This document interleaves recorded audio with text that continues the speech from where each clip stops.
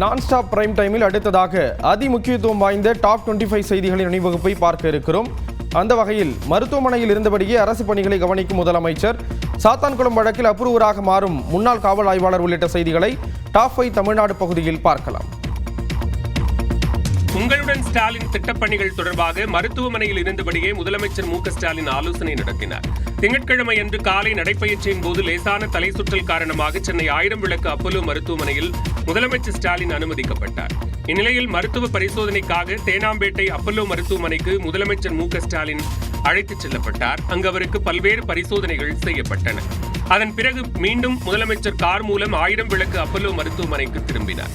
இந்நிலையில் மருத்துவமனையில் இருந்தபடியே முதலமைச்சர் தலைமைச் செயலாளர் முருகானந்தத்துடன் அரசு பணிகள் குறித்து ஆலோசனை நடத்தினார். அப்போது உங்களுடன் ஸ்டாலின் திட்டப்பணிகள் முன்னேற்றம் குறித்து முதலமைச்சர் கேட்டறிந்தார். இந்த திட்டத்தின் கீழ் மொத்தம் 5,74,614 மனுக்கள் வரப்பெற்ற நிலையில் அதில் எத்தனை மனுக்களுக்கு தீர்வு காணப்பட்டன என்பது போன்ற விவரங்களை முதலமைச்சர் கேட்டறிந்தார். மேலும் பெறப்படும் மனுக்கள் மீது குறிப்பிட்ட காலத்திற்குள் எந்தவித தொய்வுமின்றி நடவடிக்கை மேற்கொள்ள வேண்டும் என்றும் முதலமைச்சர் அறிவுறுத்தியதாக தகவல்கள் தெரிவிக்கின்றன.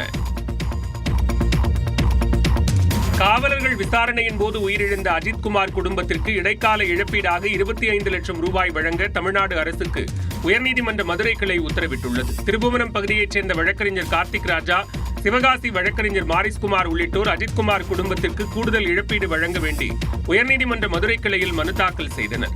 இந்த மனு நீதிபதிகள் SM சுப்பிரமணியம், மரியா கிளீட் அமர்வில் விசாரணைக்கு வந்தது. அப்போது காவல் நிலைய விசாரணையின் போது 29 வயதிலேயே அஜித்குமார் உயிரிழந்ததால் கூடுதல் இழப்பீடு வழங்க நீதிபதிகள் உத்தரவிட்டனர். பிற காவல் நிலைய மரணங்கள் தொடர்பாக இதற்கு முன்னதாக கூடுதல் இழப்பீடு வழங்கப்பட்டுள்ளதை சுட்டிக்காட்டிய நீதிபதிகள் இடைக்கால இழப்பீடாக 25 லட்சம் ரூபாய் அஜித்குமார் குடும்பத்திற்கு வழங்க உத்தரவிட்டனர். மேலும் வழக்கில் தொடர்புடைய நவீன், பிரவீன், அருண், சதீஷ் ஆகியோருக்கு சாட்சிய பாதுகாப்பு சட்டப்படி உரிய பாதுகாப்பு வழங்க கோரி சிவகங்கை மாவட்ட நீதிமன்றத்தில் தாக்கல் செய்த மனுவை 7 நாட்களுக்குள் விசாரித்து முடிவை அறிவிக்கவும் ஆணையிட்டனர். கடலூர் அருகே போலி நர்சிங் மையம் நடத்தி பெண்களுக்கு சட்டவிரோத கருக்கலைப்பு செய்த போலி மருத்துவ தம்பதி 2 அரசு ஊழியர்கள் உட்பட 6 பேரை போலீசார் கைது செய்தனர். புதுப்பாளையம் ஆற்றங்கரை வீதியில் உள்ள நர்சிங் மையத்தில் சட்டவிரோதமாக கருக்கலைப்பு நடப்பதாக கிடைத்த ரகசிய தகவலை அடுத்து அங்கு சோதனை நடத்திய போலீசார் சிவகுருநாதன், உமா மகேஸ்வரி தம்பதியை கைது செய்தனர். அவர்களிடம் நடத்திய விசாரணையில் மருத்துவ பட்டம் பெறாமலேயே இருவரும் கருக்கலைப்பு செய்ததை கண்டறிந்த போலீசார் அதற்கு உடந்தையாக இருந்த காரைக்காடு அரசு ஆரம்ப சுகாதார நிலைய தலைமை செவிலியர் அபியாள், மருந்தாளுநர் வீரமணி உள்ளிட்ட 4 பேரை கைது செய்தனர். அவர் BS அக்ரி படித்தவர் மற்றும் இந்த டெல்லியில இருக்கக்கூடிய ஒரு சின்ன ஒரு இன்ஸ்டிடியூட்ல சித்தா மெடிசன் படிச்சுட்டு இங்க வந்து இந்த ஒரு SIT நர்சிங் இன்ஸ்டிடியூட் வைத்துக் கொண்டு அதுல நர்சிங் ட்ரைனிங் கொடுக்குற மாதிரி இந்த மாதிரி கருக்கலைப்பு வேலைகளை செய்து கொண்டு வருகிறார். இதுவரை 10க்கும் மேற்பட்டோருக்கு சட்டவிரோதமாக கருக்கலைப்பு செய்ததை கண்டறிந்த போலீசார் கைதான 6 பேருக்கு வேறு யாருடன் தொடர்பு உள்ளது என்பது குறித்து விசாரித்து வருகின்றனர். சாத்தான்குளம் தந்தை மகன் கொலை வழக்கில் திடீர் திருப்பமாக சிறையில் உள்ள முன்னாள் காவல் ஆய்வாளர் ஸ்ரீதர் தனது குற்றத்தை ஒப்புக்கொள்வதாக மனு தாக்கல் செய்துள்ளார்.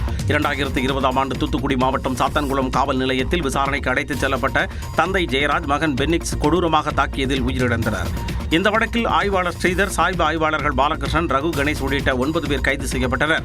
அவர்கள் மீது முதற்கட்டமாக சுமார் 2000 பக்கங்களும், இரண்டாவது கட்டமாக 400 பக்கங்களும் கொண்ட குற்றப்பத்திரிகையை CBI தரப்பில் நீதிமன்றத்தில் தாக்கல் செய்திருந்தது. இந்த வழக்கு விசாரணை அடுத்த சில மாதங்களில் முடிவடையும் நிலையில் உள்ளது. இந்த நிலையில் முதல் குற்றம் சாட்டப்பட்டவராக உள்ள சாத்தான்குளம் காவல் நிலைய முன்னாள் ஆய்வாளர் ஸ்ரீதர் மதுரை மாவட்ட நீதிமன்றத்தில் மனு ஒன்றை தாக்கல் செய்தார். அதில் தன்னை மன்னித்து விடுதலை தரும் பட்சத்தில் மனசாட்சிக்கு கட்டுப்பட்டு அனைத்து உண்மைகளையும் நேர்மையுடன் நீதிமன்றத்தில் சொல்ல தயாராக உள்ளதாக குறிப்பிட்டுள்ளார். அரசு தரப்பு சாட்சியாக அனைத்து தகவல்களையும் சொல்ல விரும்புவதாகவும் அப்ரூவராக மாறி அனைத்து காவலர்கள் செய்த செயல்களை கூற விரும்புவதாகவும் ஸ்ரீதர் தெரிவித்துள்ளார். இது தொடர்பாக CBI பதிலளிக்க மதுரை மாவட்ட நீதிமன்றம் உத்தரவிட்டுள்ளது.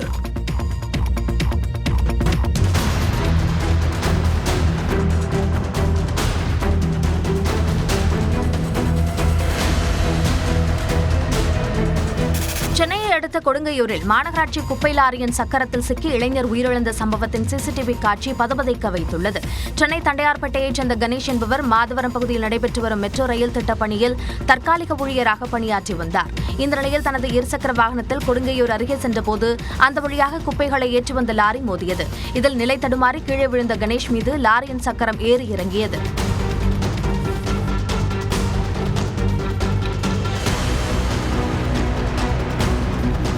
இதனை கண்ட அப்பகுதியினர் அந்த இளைஞரை மீட்டு ஸ்டான்லி மருத்துவமனைக்கு அனுப்பி வைத்தனர்.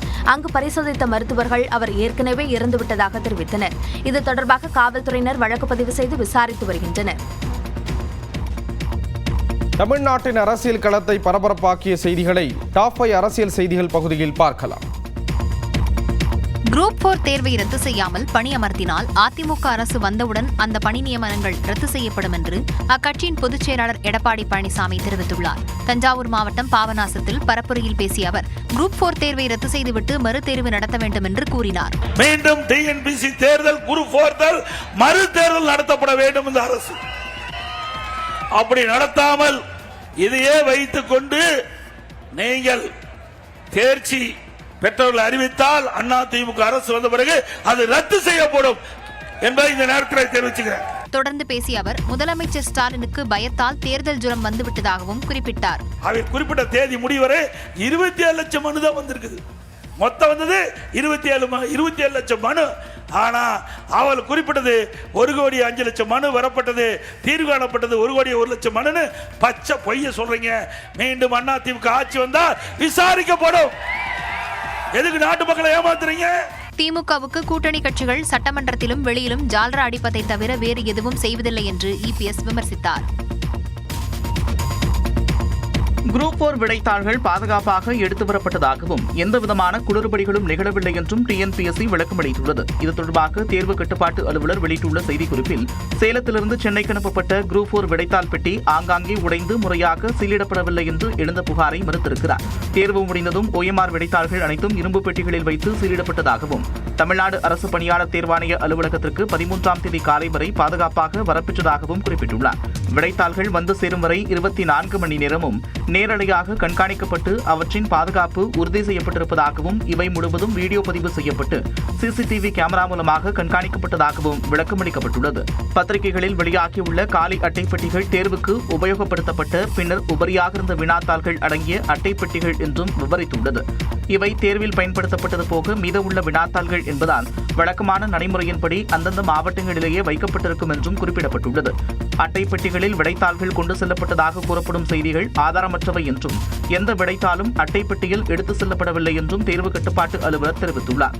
முன்னரே அறிவித்தபடி இந்த தேர்வுகளுக்கான முடிவுகள் 3 மாத காலத்திற்குள் வெளியிடப்படும் என்றும் அவர் குறிப்பிட்டுள்ளார். திமுகவை எதிர்க்க தங்களுடன் கூட்டணி அமைக்குமாறு இபிஎஸ் அழைப்பு விடுத்திருந்த நிலையில் தீமைக்கு மாற்று தீமை கிடையாது என்று நாம் தமிழர் கட்சி ஒருங்கிணைப்பாளர் சீமான் பதிலளித்துள்ளார். விழுப்புரத்தில் செய்தியாளர்களை சந்தித்த அவர் திமுக அதிமுகவை வீழ்த்த ஒரே அணியில் இருப்பதாக கூறினார். அவங்க ஓரணிங்கிறாங்க, நாங்கள் மட்டும்தான் ஒரே அணியில் இருக்கிறோம். இது எல்லாத்தையும் வீழ்த்தணும்ட்டு எங்களுக்கு ஒரு கோட்பாடு இருக்கு. ஒரு தீமைக்கு மாற்று தீமை இல்லை. நெருப்பை வச்சு அணைப்பது கடினம். கூட்டணிக்கு வரும்படி தமிழக வெற்றிக் கழகம் கட்சிக்கு அதிமுக பொதுச் செயலாளர் எடப்பாடி பழனிசாமி அழைப்பு விடுத்திருந்த நிலையில் இதுவரை யாருடனும் கூட்டணி குறித்து பேசவில்லை என்று தாவேக கொள்கை பரப்பு பொதுச் செயலாளர் அருண்ராஜ் தெரிவித்துள்ளார். எங்கள் வெற்றி தலைவர் தான் முதலமைச்சர் வேட்பாளர். அதனால் எடப்பாடி அவர்கள் இந்த மாதிரி சொல்வதற்கு ஒரே காரணம் தான் இருக்க முடியும். அது என்னவென்றால் அதிமுக பாஜக கூட்டணி மக்களிடம் எடுபடாது, மக்கள் புறக்கணிப்பார்கள் என்பதை நன்றாக உணர்ந்த எடப்பாடி அவர்கள் அதனால்தான் இந்த மாதிரி ஒரு பேட்டியெல்லாம் கொடுத்து கொண்டிருக்கிறார். தாவேகவை கூட்டணிக்கு அழைப்பதன் மூலம் அதிமுக தொண்டர்களை இபிஎஸ் ஏமாற்றிக் கொண்டிருப்பதாகவும் அருண்ராஜ் கூறினார்.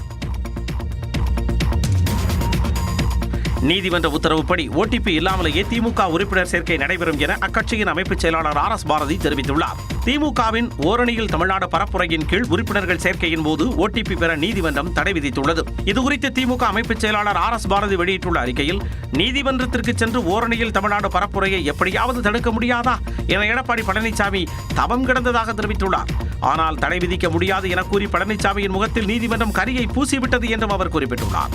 திமுக உறுப்பினர் சேர்க்கையை தடுக்க நினைத்த அதிமுக பாஜகவின் சதி செயலை நீதிமன்றமே முறியடித்துவிட்ட பின்னும் சீப்பை ஒடித்து வைத்துவிட்டு கல்யாணத்தை நிறுத்திவிட்டோம் என்ற வகையில் ஓடிபி பெறுவதை தடுத்துவிட்டோம் என அவர்கள் கூப்பாடு ஓடுவது வேடிக்கையாக இருப்பதாக தெரிவித்துள்ளார். நீதிமன்ற வழிகாட்டுதலின்படி உறுப்பினர் சேர்க்கையின் போது ஓடிபி கேட்கப்படாது என்றும் மொபைல் எண் கட்டாயம் எனவும் அவர் குறிப்பிட்டுள்ளார். மேலும் எதிரிகளின் பயமே நமது வெற்றி என்றும் 2026ஆம் ஆண்டில் திராவிட மாடல் 2.0 ஆட்சி அமைவது உறுதி என்றும் RS பாரதி தெரிவித்துள்ளார். அரசியல் கட்சிகளின் கொடிக்கம்பங்களை அகற்ற இடைக்கால தடை விதித்து உயர்நீதிமன்ற மதுரை கிளை உத்தரவிட்டுள்ளது. தமிழகம் முழுவதும் பொது இடங்களில் உள்ள அரசியல் கட்சிகளின் கொடிக்கம்பங்களை அகற்ற வேண்டும் என சென்னை உயர்நீதிமன்ற மதுரை கிளை நீதிபதி GK இளந்திரையன் கடந்த ஜனவரி மாதம் உத்தரவிட்டிருந்தார். இந்த உத்தரவை எதிர்த்து தொடரப்பட்ட மேல்முறையீட்டை விசாரித்த நீதிபதி நிஷா பானு தலைமையிலான அமர்வு தனி நீதிபதியின் உத்தரவை உறுதி செய்தது. இந்நிலையில் மார்க்சிஸ்ட் கம்யூனிஸ்ட் கட்சியின் மாநில செயலாளர் சண்முகம் இந்த வழக்கில் தங்களையும் இணைத்து விசாரிக்க வேண்டும் என மேல்முறையீடு செய்தார். அதில் கருத்து சுதந்திரத்தின்படி அரசியல் கட்சிகள் தங்களின் அடையாளங்களை வெளிப்படுத்த உரிமை உள்ளது என்றும் அடையாளங்களை பொதுவெளியில் காட்சிப்படுத்த தடை விதிப்பது அதன் நோக்கத்தை சீர்குலைத்துவிடும் என தெரிவித்திருந்தார். இதனை விசாரித்த நீதிபதிகள் SM சுப்பிரமணியம், விஜயகுமார் சவுந்தர் அமர்வு கொடிக்கம்பங்களை அகற்ற இடைக்கால தடை விதித்தது. கொடிக்கம்பங்களின் உயரம், கொடியின் அளவு உள்ளிட்டவைகள் குறித்து அரசு உரிய விதிமுறைகளை வகுப்பது குறித்து தமிழக அரசு பதில் மனு தாக்கல் செய்ய உத்தரவிட்ட நீதிபதிகள் விசாரணையை ஆகஸ்ட் 6ஆம் தேதிக்கு ஒத்திவைத்தனர். துணை குடியரசுத் தலைவரின் பதவி விலகலுக்கான பின்னணி, டெல்லி மற்றும் ஜம்மு காஷ்மீரை குளிர்வித்த மழை உள்ளிட்ட செய்திகளை டாப் 5 இந்தியா பகுதியில் பார்க்கலாம். நீதிபதி யஷ்வந்த் வர்மாவுக்கு எதிரான பதவி நீக்க தீர்மான கடிதத்தை மத்திய அரசுக்கு தெரியாமல் விவாதத்திற்கு எடுத்துக்கொண்ட விவகாரத்தால் குடியரசு துணைத் தலைவர் பதவியிலிருந்து ஜெகதீப் தன்கர் விலகியதாக தகவல் வெளியாகியுள்ளது. டெல்லியில் கட்டுக்கட்டாக பணம் பறிமுதல் செய்யப்பட்ட விவகாரத்தில் நீதிபதி யஷ்வந்த் வர்மாவிற்கு எதிராக பதவி நீக்க தீர்மானம் கொண்டுவர மத்திய அரசு திட்டமிட்டிருந்தது. ஆனால் அதற்கு முன்பாகவே எதிர்க்கட்சிகள் இந்த தீர்மானத்தை மாநிலங்களவையில் கொண்டு வந்தன. அதனை ஜெகதீப் தன்கர் விவாதத்திற்கு ஏற்றுக்கொண்டதால் அவர் மீது மத்திய அரசு அதிருப்தி அடைந்ததாக கூறப்படுகிறது. அதனைத் தொடர்ந்தே ஜெகதீப் தன்கர் முன் அனுமதி பெறாமலேயே திடீரென்று குடியரசுத் தலைவர் மாளிகைக்கு சென்று தனது ராஜினாமா கடிதத்தை வழங்கியதாக தெரிகிறது. மேலும் கடந்த வாரம் காங்கிரஸ் தலைவர் மல்லிகார்ஜுன கார்கே, ஆம் ஆத்மி தலைவர் அரவிந்த் கெஜ்ரிவால் ஆகியோரை தன்கர் சந்தித்தார். எதிர்க்கட்சி தலைவர்களுடன் தன்கர் நெருக்கம் காட்டியதையும் மத்திய அரசு தரப்பு விரும்பவில்லை என்று தகவல் வெளியாகியுள்ளது. இதேபோன்று நீதித்துறையில் ஊழலை ஒழிக்க தேசிய நீதிபதிகள் நியமன ஆணையம் போன்ற அமைப்பை ஏற்படுத்த வேண்டும் என்று தன்கர் பேசியதும் மத்திய அரசு விரும்பவில்லை என்று தகவல்கள் தெரிவிக்கின்றன.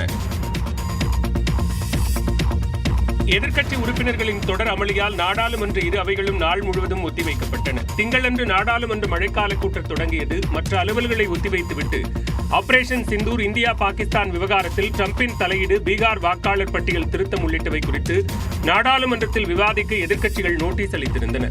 இதற்கு மத்திய அரசு ஒப்புக்கொள்ளவில்லை. இதனால் நாடாளுமன்ற இரு அவைகளும் முடங்கின. தொடர்ந்து 2ஆம் நாளான செவ்வாய்க்கிழமையும் இரு அவைகளிலும் தொடக்க முதல் எதிர்க்கட்சி உறுப்பினர்கள் அமளியில் ஈடுபட்டனர். सदन में इस तरह का परिस्थिति, इस तरह का व्यवहार ये गणतंत्र के अच्छी स्वास्थ्य के लिए ठीक नहीं है. आप गणतंत्र को स्वस्थ रखिए, गणतंत्र में आपको सम्मिलित होइए. माननीय ஆபரேஷன் சிந்தூர் உள்ளிட்டவை குறித்து பின்னர் விவாதம் நடத்தப்படும் என சபாநாயகர் ஓம் பிர்லா உறுதியளித்த பின்பும் உடனடியாக விவாதம் நடத்த எதிர்க்கட்சிகள் வலியுறுத்தி கோஷம் எழுப்பின. இதற்கு மத்திய அமைச்சர் கிரண் ரிஜிஜு எதிர்ப்பு தெரிவித்தார்.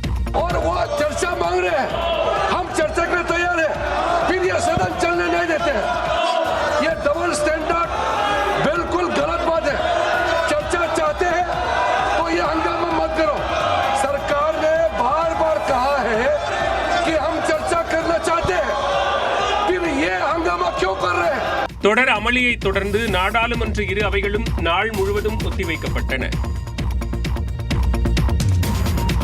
கேரள முன்னாள் முதலமைச்சர் அச்சுதானந்தத்தின் உடலுக்கு அம்மாநில முதலமைச்சர் பினராயி விஜயன், தமிழ்நாடு அரசு சார்பில் அமைச்சர் ரகுபதி உள்ளிட்டோர் நேரில் அஞ்சலி செலுத்தினர். கேரள முன்னாள் முதலமைச்சரும் மார்க்சிஸ்ட் கம்யூனிஸ்ட் கட்சியின் மூத்த தலைவருமான VS அச்சுதானந்தன் திங்கட்கிழமையன்று காலமானார்.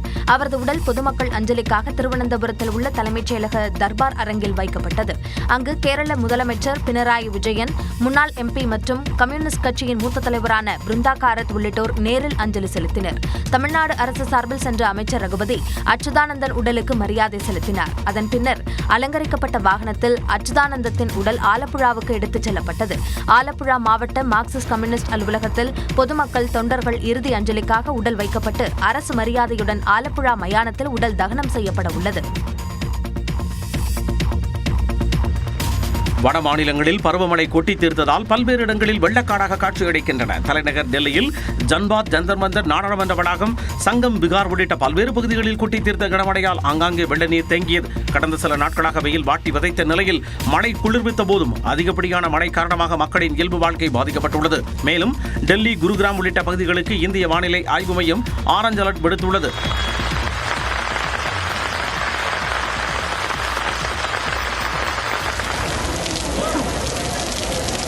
அதேபோல ஜம்மு காஷ்மீரில் கொட்டி தீர்த்த கனமழையால் பல்வேறு இடங்களில் நிலச்சரிவு ஏற்பட்டது. தர்ஹாலி, சகோதார்களில் வெள்ளப்பெருக்கு ஏற்பட்ட நிலையில் ரஜோரி, பூஞ்ச் மாவட்டங்களில் நிலச்சரிவு ஏற்பட்டு மக்கள் கடுமையாக பாதிக்கப்பட்டுள்ளனர். மேலும் ஜம்மு காஷ்மீர் மற்றும் லடாக் பகுதிகளில் அதிக கனமழைக்கான ரெட் அலர்ட் விடுக்கப்பட்டுள்ளதால் முன்னெச்சரிக்கை நடவடிக்கைகள் முடுக்கிவிடப்பட்டுள்ளன.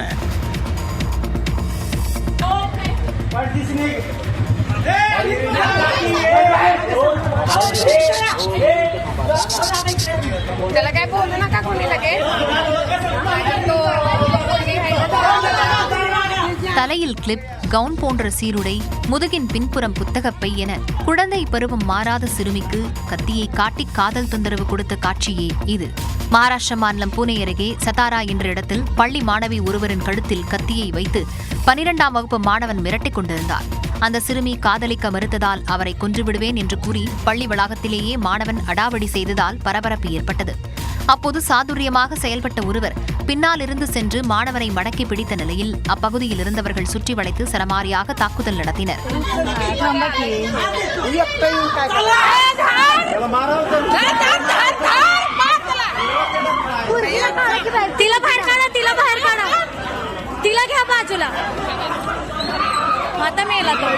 பின்னர் அந்த மாணவனை காவல்துறையிடம் ஒப்படைத்தனர். பொதுவெளியில் இதுபோன்று அடாவடி செய்பவர்களை தைரியத்துடன் அணுக இந்த சம்பவம் முன்மாதிரி என்று வீடியோவை பலரும் பகிர்ந்து வருகின்றனர். பாகிஸ்தானை புரட்டி போட்ட வெள்ளம், இந்தியா இங்கிலாந்து இடையிலான 4வது டெஸ்ட் போட்டி உள்ளிட்ட செய்திகளை டாப் 5 உலகம் பகுதியில் பார்க்கலாம். யுனெஸ்கோ அமைப்பில் இருந்து விலகுவதாக அமெரிக்க அதிபர் ட்ரம்ப் அறிவித்துள்ளார். அமெரிக்க அதிபராக 2வது முறையாக பொறுப்பேற்ற டொனால்ட் ட்ரம்ப் பல்வேறு அதிரடி நடவடிக்கைகளை மேற்கொண்டு வருகிறார். கடந்த பிப்ரவரி மாதம் யுனெஸ்கோ அமைப்பில் யூதர்களுக்கு எதிரான செயல்பாடுகள் குறித்து மறு ஆய்வு செய்ய அமெரிக்க அதிபர் ட்ரம்ப் உத்தரவிட்ட நிலையில் தற்போது அந்த அமைப்பில் இருந்து விலகுவதாக அறிவித்துள்ளார். வரும் டிசம்பர் மாதத்துடன் யுனெஸ்கோவில் இருந்து அமெரிக்கா முழுமையாக விலகுவதாக தெரிவிக்கப்பட்டுள்ளது. சீனா மற்றும் பாலஸ்தீன சார்பு கொள்கையை முன்னெடுத்ததுடன் அமெரிக்கா மற்றும் இஸ்ரேலிய எதிர்ப்பு நிலைப்பாட்டை யுனெஸ்கோ கொண்டிருப்பதால் அதில் இருந்து விலக அமெரிக்கா முடிவு செய்துள்ளதாக கூறப்படுகிறது. முன்னதாக கடந்த 2017ஆம் ஆண்டு முதல் முறையாக அமெரிக்க அதிபராக பொறுப்பேற்ற ட்ரம்ப் இதேபோல் 2018ஆம் ஆண்டில் யுனெஸ்கோவில் இருந்து வெளியேறினார். அதன் பின்னர் அமெரிக்காவில் பைடன் அரசு அமைந்ததும் 2023ஆம் ஆண்டில் மீண்டும் யுனெஸ்கோவில் அந்நாடு இணைந்தது. அதற்கு முன் கடந்த 1984ஆம் ஆண்டில் யுனெஸ்கோ அமைப்பு ரஷ்யாவிற்கு சாதகமாக உள்ளதாக கூறி அமெரிக்க அதிபர் ரொனால்டு ரீகன் வெளியேறினார். பின்னர் 2002ஆம் ஆண்டில் யுனெஸ்கோவில் அமெரிக்கா மீண்டும் இணைந்தது குறிப்பிடத்தக்கது. சீனாவின் ஷாங்காய் நகரில் அமைக்கப்பட்டுள்ள இசை நீரூற்று மக்களை வெகுவாக கவர்ந்துள்ளது.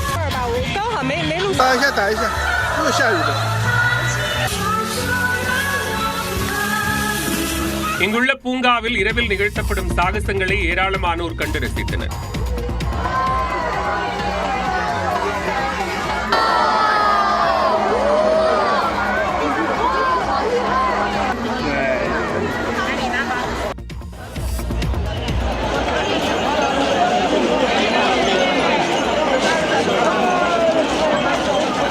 இதேபோன்று அங்குள்ள ரிசார்ட் ஒன்றில் அமைக்கப்பட்டுள்ள உள்ளரங்கு பனிச்சறுக்கு திடல் சுற்றுலா பயணிகளை ஈர்த்துள்ளது.